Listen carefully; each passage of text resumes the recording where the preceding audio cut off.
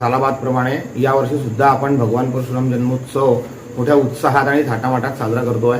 त्यातलं दुसरं पुष्प म्हणजे व्याख्यान हे आम्ही यावेळेला ठेवलं आहे, शंभू गाथा, छत्रपती संभाजी महाराजांची गाथा, शंभू गाथा। दूसरा पुष्प जो है 29 अप्रैल 2025 को रखा जाना है, जो कि शोभा यात्रा के रूप में दिखेगा संपूर्ण शहर में। भगवान परशुराम की जय, जय परशुराम, जय परशुराम।